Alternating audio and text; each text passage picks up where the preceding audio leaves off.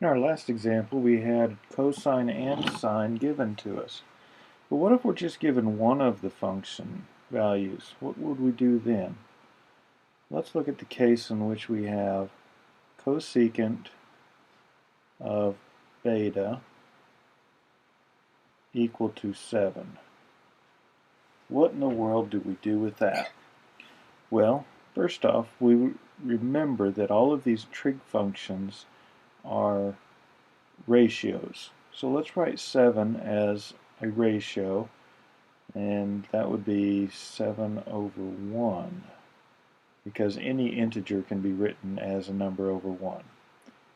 Now let's build ourselves a triangle and use that to help us figure this out. So we'll just call this beta.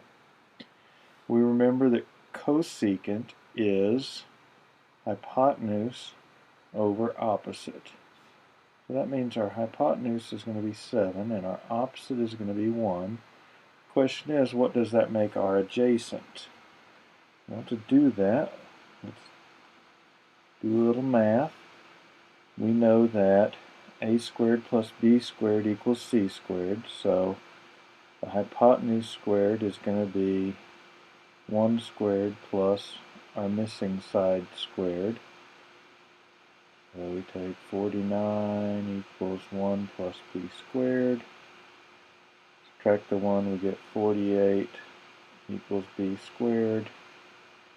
Take the square root of both sides. Right now we're not worrying about negative numbers, so we'll just say that b is the square root of 48.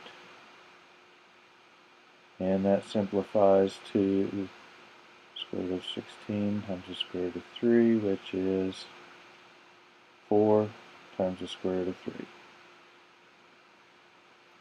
So what will our other values be? Let's see. Cosecant beta is 7.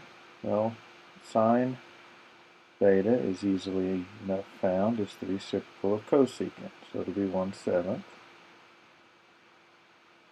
Cosine beta will be adjacent, which we said was 4 square root of 3 over hypotenuse.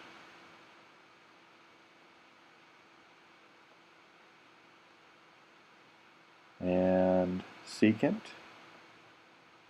beta is going to be the reciprocal of cosine beta, so it'll be 7 over 4 square root of 3, which would be 7 square root of 3 over 12.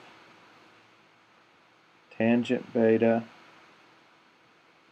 opposite over adjacent, so it'll be 1 over 4 square root of 3,